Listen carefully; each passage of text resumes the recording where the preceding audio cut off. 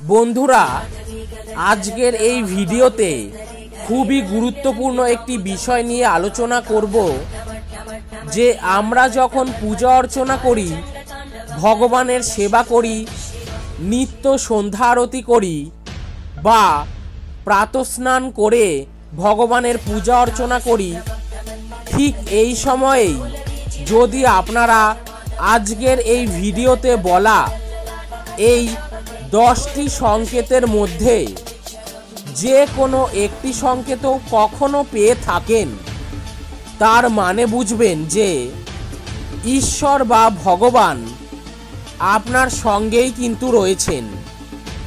ঈশ্বরের সান্নিধ্য কিন্তু আপনি লাভ করতে পেরেছেন। আপনার জীবনে সফলতা, অগ্রগতি কিন্তু আসবেই। যেরকমই কঠিন পরিস্থিতিতে আপনি বর্তমানে থাকুন না কেন, সেখান থেকেই ঈশ্বর নিজে আপনাকে হাত ধরে সেই পরিস্থিতিগুলো থেকে আপনাকে কিন্তু বার করে নিয়ে আসবে। যাদের আত্মা অত্যন্ত পবিত্র হয়, অর্থাৎ পিওর সোল, একমাত্র তারাই কিন্তু পুজো করার সময় তাদের জীবনে এই সংকেতগুলো প্রাপ্ত করে থাকেন। বলতে পারি যারা আধ্যাত্মিক বা স্পিরিচুয়াল ওয়ার্ল্ডের সঙ্গে যুক্ত রয়েছেন, আধ্যাত্মিক জগতের সঙ্গে যুক্ত রয়েছেন, তাদেরকেও কিন্তু ভগবান এই সংকেতগুলো দিয়ে থাকেন। যাদের ভগবানের প্রতি একটা বিশ্বাস রয়েছে, নিষ্ঠা, বিশ্বাস, ভক্তি, শ্রদ্ধা রয়েছে, তাদেরকে কিন্তু আমাদের ইউনিভার্স বা ভগবান যেটাই বলুন না কেন, এই বিশেষ সংকেতগুলো সেগুলো কিন্তু প্রদান করে থাকেন। শুধু তাই নয়, আপনারা যদি এই 10টি সংকেতের মধ্যে যে কোনো একটি সংকেতও পেয়ে থাকেন নিজের জীবনে, সে বিষয় কিন্তু কাউকে বলবেন না, সম্পূর্ণ গোপনে রাখবেন।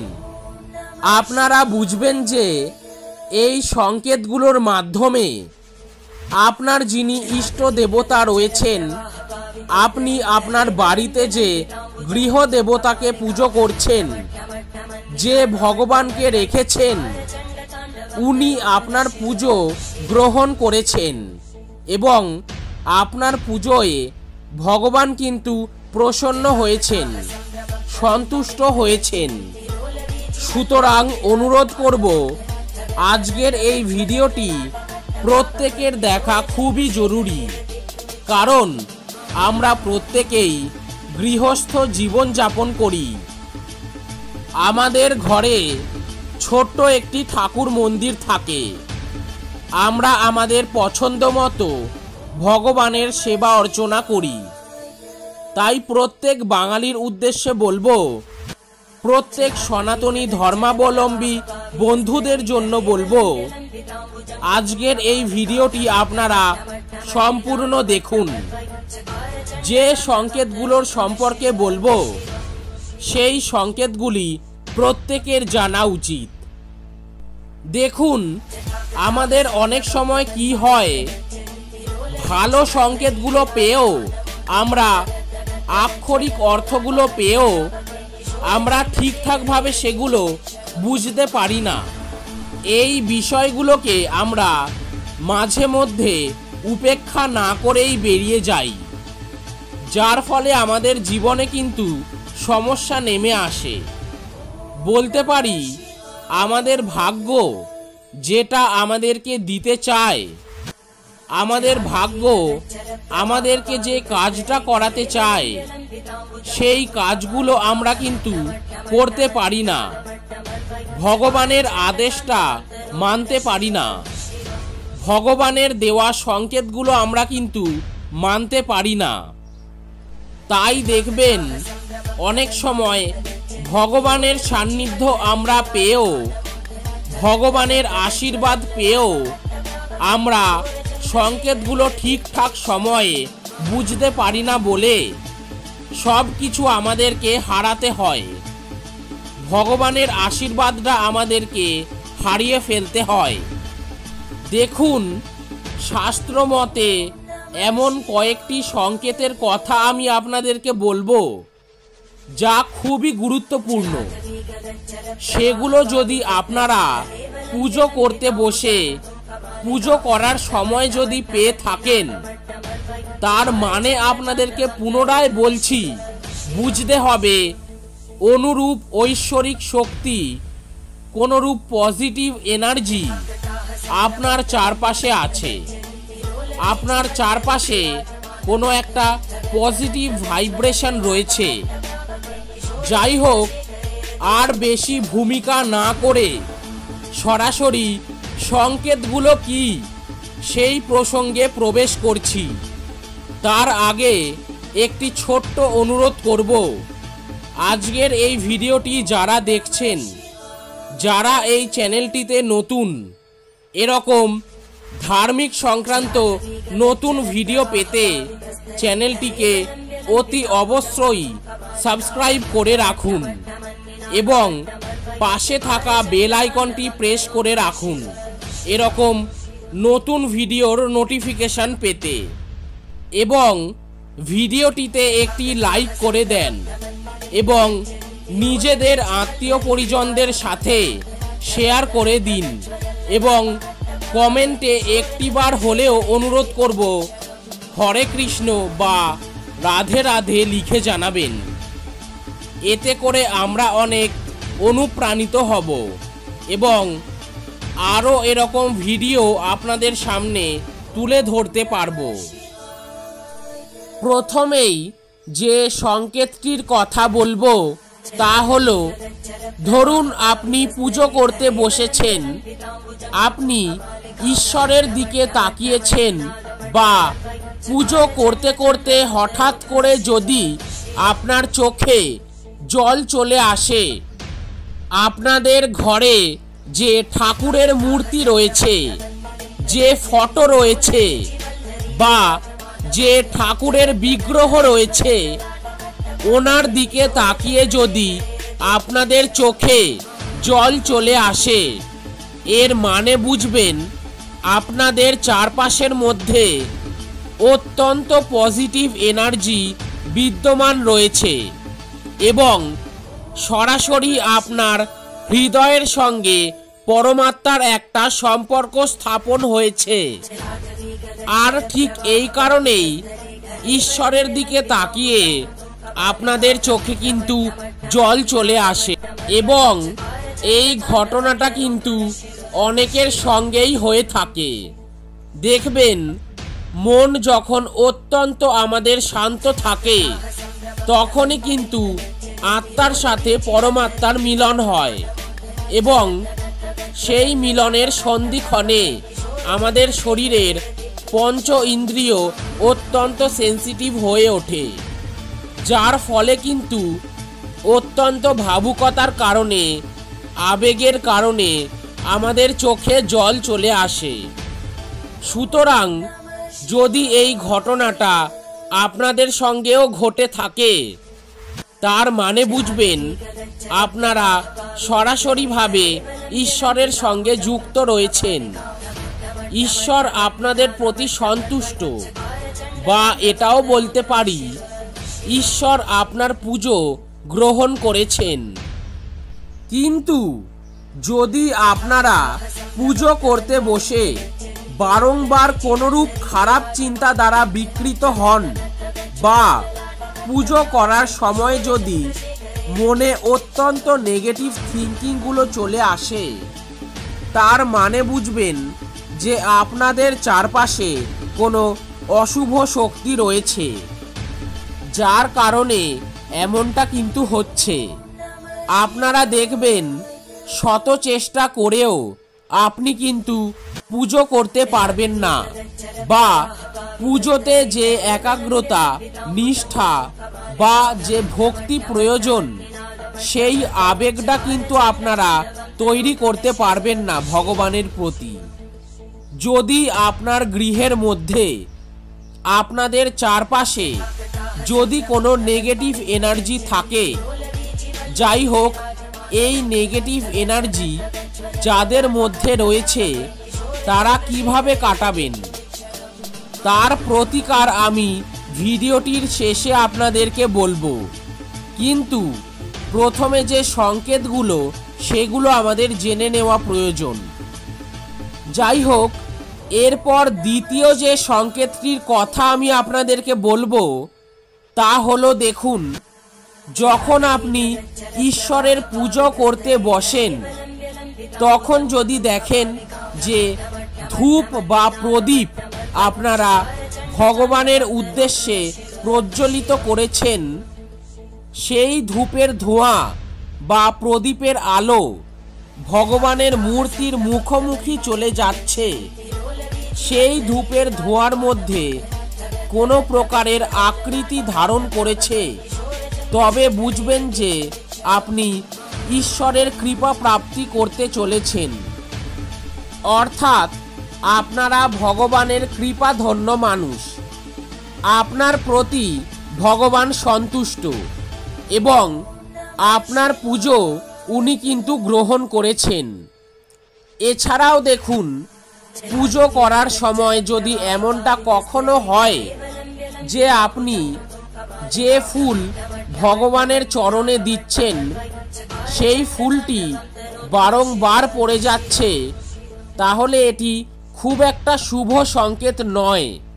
কারণ ভগবান সেই পুজো কখনোই গ্রহণ করেন না যে পুজোর মধ্যে প্রেম, ভালোবাসা, নিষ্ঠা, ভক্তি এবং বিশ্বাস থাকে না।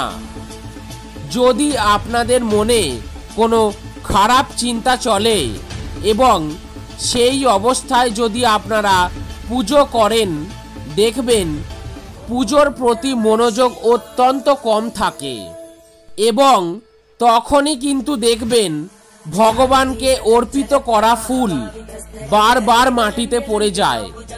এটা কিন্তু খুব একটা শুভ সংকেত নয়।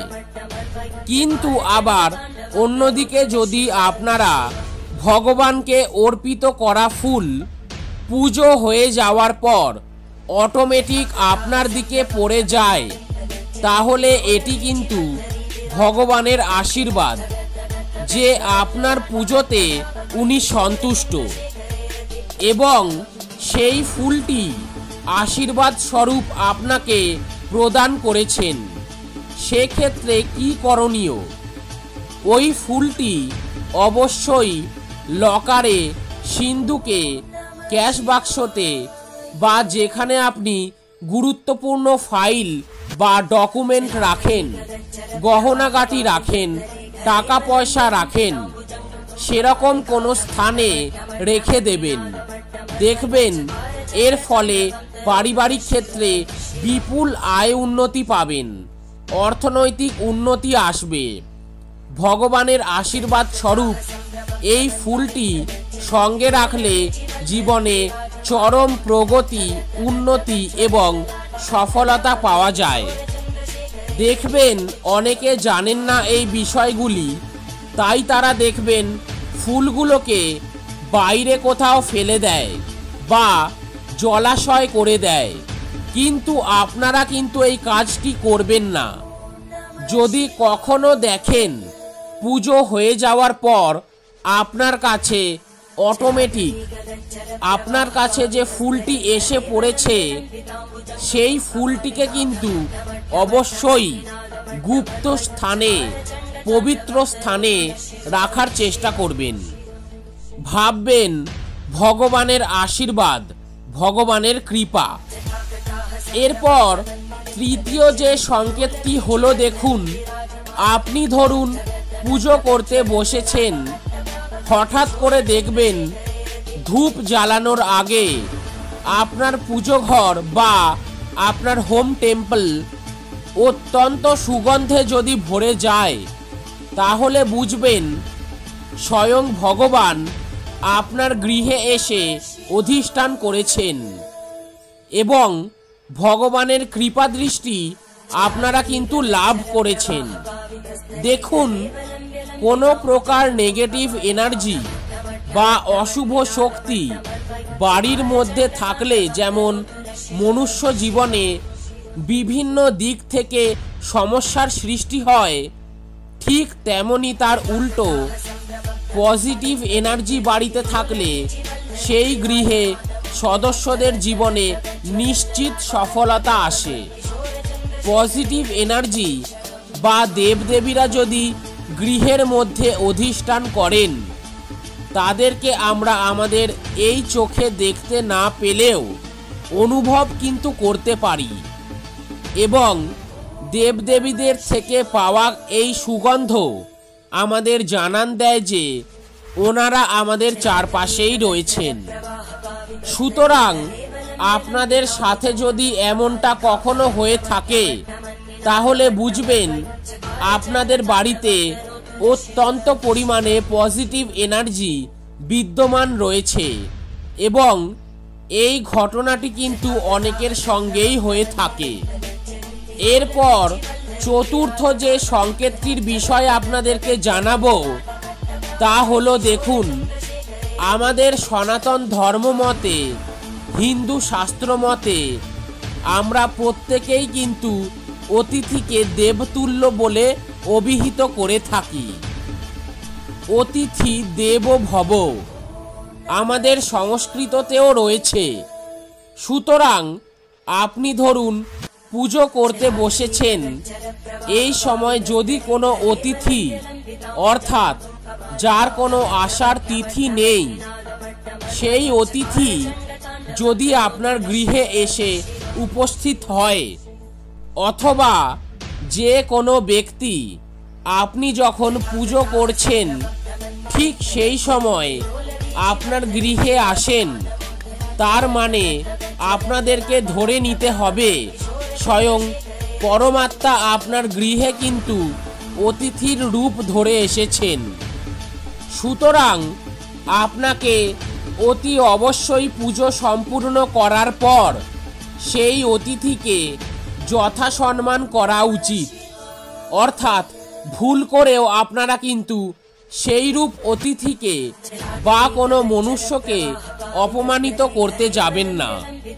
শুধু তাই নয়, পুজো করার সময় যদি কোনো বৈষ্ণব বা বৈষ্ণবী বা কোনো সাধুর দল বা কোনো মহারাজ আপনার গৃহে ভিক্ষা চাইতে আসেন, বা কোনো হতদরিদ্র গরিব বাচ্চা মেয়ে ভিক্ষা চাইতে আসে, তাদেরকে যথাযোগ্য সম্মান দিয়ে নিজের সামর্থ্য মতো কিছু না কিছু দান অবশ্যই করবেন।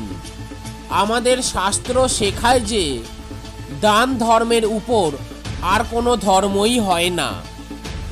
পুজো করার সময় যদি কোনো বাচ্চা মেয়ে হঠাৎ করে আপনার বাড়িতে চলে আসে, তাকেও কিন্তু ভালোবেসে সম্মান দিয়ে কিছু খাওয়াবেন, কিছু অর্থ প্রদান করবেন। দেখুন, নরের মধ্যেই নারায়ণ। ভগবান কখন কার বাড়িতে কি রূপ ধরে প্রবেশ করেন তা বলা কিন্তু সত্যিই অসম্ভব। যেহেতু ছোট্ট বাচ্চাদের মধ্যে ভগবান বিরাজ করেন, নারায়ণ বিরাজ করেন, মা লক্ষ্মী বিরাজ করেন, তাই এই বিষয়গুলো একটু মাথায় রাখবেন। পুজো করার সময় আপনার গৃহে যেই আসুক না কেন, আপনার যদি শত্রুও আসে, তাহলে তাকে সম্মান দিয়ে আসন করে কিছু খাওয়াবেন, তাকে সম্মান করবেন। এটাই হচ্ছে আমাদের কালচার, হিন্দু ধর্মের এটাই হচ্ছে আমাদের শিক্ষা বা সংস্কৃতি। যাই হোক, এরপর পঞ্চম যে বিষয়টি হলো যে আপনি ধরুন পুজো করতে বসেছেন বা পুজো করছেন, সেই সময় যদি কেউ আপনার গৃহে হঠাৎ করে উপস্থিত হন কোনো প্রকার উপহার নিয়ে, তাহলে আপনাকে বুঝতে হবে যে স্বয়ং ঈশ্বর আপনাদের জন্য উপহার কিন্তু পাঠিয়েছেন। সুতরাং সেই রূপ মনুষ্যকেও যাতে করে কেউ অপমান না করে, তার যেন কোনো প্রকার ক্ষতি না হয়, তার মনে যেন কোনো প্রকার দুঃখ না লাগে, সেই বিষয়টা কিন্তু আপনাদেরকে খেয়াল রাখতে হবে। এবং যে উপহার এনেছে তাকে যথাযোগ্য সম্মান প্রদান করতে হবে। প্রত্যেকের জীবনে ভগবানের গুরুত্ব অপরিসীম এবং উনি স্বয়ং বলেছেন, আমি ভিন্ন ভিন্ন রূপে মানুষের কাছে এসে থাকি বিভিন্ন পরিস্থিতিতে, এবং মনুষ্য কল্যাণ হেতু আমি তাদেরকে বিশেষ কিছু সংকেত প্রদান করে থাকি। তাই সংকেতগুলো অনেকেই চিনতে পারেন, আবার অনেকেই সংকেতগুলো বুঝতে পারেন না, যার ফলে অনেকেই এই সংকেতগুলোকে কুসংস্কার বলে উড়িয়ে দিলেও যারা আমাকে ফলো করেন, যারা শাস্ত্রকে মানেন, যাদের ভগবানের প্রতি ভরসা রয়েছে, তারাই এই বিষয়গুলি মানার চেষ্টা করবেন। কখনোই কাউকে খালি হাতে কিন্তু ফিরিয়ে দিতে নেই। বিশেষ করে যখন পুজো করার সময় কেউ উপহার নিয়ে যদি আপনাদের কাছে আসেন, তাদেরকে অবশ্যই সম্মান করা উচিত। দেখুন, এক্ষেত্রে পুনরায় আমি আপনাদের কাছে অনুরোধ করব যে আপনারা শাস্ত্রকে মেনে চলুন। অনেকেই আছে যারা শাস্ত্রের কথাকে বিশ্বাস করেন না, তারা একদিন না একদিন দেখবেন তাদের জীবনে প্রচুর কষ্ট নেমে আসে। আজকের দিনে যারা ভগবানকে মানেন না, তাদের জীবনে সত্যি বলতে যতই টাকা পয়সা থাকুক, প্রকৃত আনন্দ কি, প্রকৃত উন্নতি কি, প্রকৃত সফলতা কি, সেগুলো কিন্তু তারা কখনোই বাস্তবায়ন করতে পারেন না। তাই আমি প্রত্যেকের কাছে অনুরোধ করব যে শাস্ত্রের প্রতি নিজেদের জ্ঞান বৃদ্ধি করুন। দেখবেন ঈশ্বরের সংকেতগুলো কিন্তু আপনারা খুব সহজেই বুঝতে পারবেন, এবং সংকেতগুলো বুঝে নিলে আপনারা কিন্তু জীবনে অবশ্যই সফলতা পাবেন এবং আগাম একটা পূর্বাভাস পাবেন যে আপনাদের আগামী দিনগুলো কতটা ভালো হতে চলেছে বা কতটা খারাপ হতে চলেছে। কারণ ঈশ্বর আমাদের প্রত্যেককে দু রকমভাবেই সংকেত প্রদান করে থাকেন। যেমন মানুষের ভালো সময় আসার পূর্বে ভালো সংকেত প্রদান করে থাকেন, এবং খারাপ সময় আসার আগে কিছু খারাপ সংকেত কিন্তু আমাদের প্রকৃতি, আমাদের ইউনিভার্স বা ভগবান আমাদের কিন্তু প্রদান করে থাকেন। আমাদের কাজ হলো এতটুকু, এই সংকেতগুলো আক্ষরিক অর্থ কী সেটি বুঝে নিয়ে নিজের জীবনে সঠিক সময়ে সংকেতগুলোকে কাজে লাগানো। এতটুকু কাজ যদি আমরা শিখতে পারি, তাহলে আমাদের জীবনের পথ চলাটা আমাদের কাছে খুবই সহজ হয়ে যাবে। জীবনে সফলতা পাওয়া, প্রগতি পাওয়া, এগুলো আমাদের কাছে খুব সহজ হয়ে যাবে। এরপর ষষ্ঠ যে সংকেতটির কথা বলবো, খুবই গুরুত্বপূর্ণ সংকেত, এবং এই সংকেতটি অনেকেই কিন্তু পেয়ে থাকেন। দেখুন, আপনারা যখন পুজো করেন তখন ঈশ্বরের চরণে যে ফুল অর্পণ করেন, সেই ফুল যদি পুজো সম্পূর্ণ হওয়ার পর আশীর্বাদ স্বরূপ আপনার সামনে এসে পড়ে, তাহলে আপনাদেরকে বুঝতে হবে খুব শীঘ্রই আপনাদের জীবনে উন্নতি বলুন, প্রগতি বলুন, সফলতা, আর্থিক উন্নতি হতে চলেছে। আপনারা অগ্রগতি ও সফলতার মুখ দেখতে চলেছেন, এবং আপনাদের প্রতিটি মনস্কামনা ছোট বড় সেগুলো কিন্তু পূর্ণ হতে চলেছে ভগবানের কৃপায়। এছাড়াও এরূপ সংকেতের মাধ্যমে আপনি এটা অনুভব করতে পারেন ভগবান সর্বদাই আপনাদের সঙ্গে জড়িত রয়েছেন। আপনার পুজোতে উনি সন্তুষ্ট হয়েছেন এবং সদা সর্বদা ভগবানের আশীর্বাদ কিন্তু আপনারা জীবনে পেয়ে থাকবেন। যাই হোক, সপ্তম যে বিষয়টি হলো, দেখুন, এমনটা মনে করা হয় ভগবান সমগ্র পৃথিবীতে, সমগ্র বিশ্বে প্রতিটি কোণায় কোণায় উপস্থিত রয়েছেন। যদি পুজো করার সময় আপনি ঘন্টার আওয়াজ শুনে থাকেন বা অনেকেই দেখবেন পুজো করার পর মন্ত্র জপ করেন, সেই মন্ত্র জপ করার সময় আপনারা যদি ঘন্টার আওয়াজ পান বা শঙ্খের ধ্বনি পান, তাহলে এটিকে অত্যন্ত শুভ সংকেত বলে গণ্য করা হয়। এছাড়াও আপনি পুজো করতে বসেছেন এবং সেই সময় যদি দেখেন ভগবানকে যে প্রসাদ আপনি নিবেদন করেছেন, যে নৈবেদ্য আপনি নিবেদন করেছেন, সেই প্রসাদে টিকটিকি এসে মুখ দিচ্ছে বা প্রসাদটি খাচ্ছে, বা অনেকগুলি কালো পিঁপড়ে এসে সেই প্রসাদ গ্রহণ করছে, তার মানে বুঝবেন সাক্ষাৎ ভগবান আপনার গৃহে রয়েছেন। তিনি কোনো না কোনো রূপে, কোনো না কোনো মাধ্যমে আপনার দেওয়া নৈবেদ্য গ্রহণ করছেন। শুধু তাই নয়, সন্ধ্যার সময় যদি কখনো দেখেন তুলসী গাছে সন্ধ্যা আরতি করতে গিয়ে টিকটিকি বা পিঁপড়ে প্রচুর পরিমাণে তুলসী গাছের চারপাশে রয়েছে, তার মানে এটিও নিশ্চিত তুলসী মাতার আশীর্বাদ আপনাদের উপর রয়েছে এবং গৃহের মধ্যে অবশ্যই পজিটিভ এনার্জিও রয়েছে। এবং শাস্ত্র মতে বলা হয় যে গৃহে তুলসী মায়ের কৃপা দৃষ্টি থাকে, সেই গৃহে কিন্তু যমরাজও প্রবেশ করতে ভয় পায়। তাই এগুলি প্রত্যেকটাই শুভ সংকেত।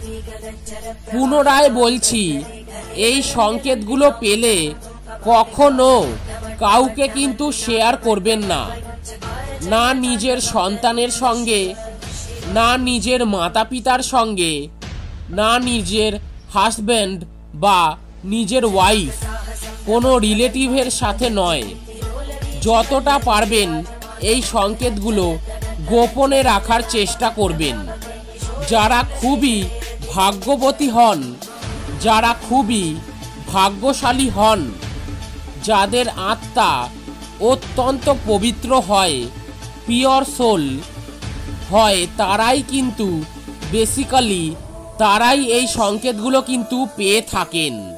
যাই হোক, এই সংকেতগুলো আমি আপনাদেরকে বললাম এবং এই সংকেতের যে আক্ষরিক অর্থ সেগুলো আপনাদেরকে বোঝালাম। এগুলো কিন্তু মাথায় রাখবেন এবং এই সংকেতগুলো জীবনে যদি কখনো পান, তাহলে বুঝবেন যে আগামী ভবিষ্যৎ আপনাদের জন্য অনেক প্রকার সুবর্ণ সুযোগ নিয়ে আসছে। ভগবান আপনাদের সঙ্গেই রয়েছেন এবং ভগবান আপনার পুজোতে সন্তুষ্ট হয়েছেন। এছাড়াও ধরুন, যাদের গৃহে অত্যন্ত মাত্রায় নেগেটিভ এনার্জি রয়েছে, অশুভ শক্তি রয়েছে, বা আপনি ধরুন পুজো করতে বসেছেন, বারবার আপনার হাই উঠছে বা চোখে নিদ্রা লেগে যাচ্ছে, শরীর ক্লান্ত লাগছে, একেবারেই পুজোর প্রতি মন দিতে পারছেন না, মনে কুবিচার আসছে, ভগবানের প্রতি মনে শ্রদ্ধা আনতে পারছেন না, তাদের জন্য বলবো আমি যে প্রত্যেক শনিবার এই উপায়টি প্রত্যেকেই করবেন যাদের গৃহে নেগেটিভিটি রয়েছে। প্রত্যেক শনিবার সন্ধ্যার সময় কর্পূর, লবঙ্গ, তেজপাতা এবং সাথে একটি শুকনো লঙ্কা ধুনুচির মধ্যে রেখে এগুলিকে একসঙ্গে জ্বালিয়ে দিন।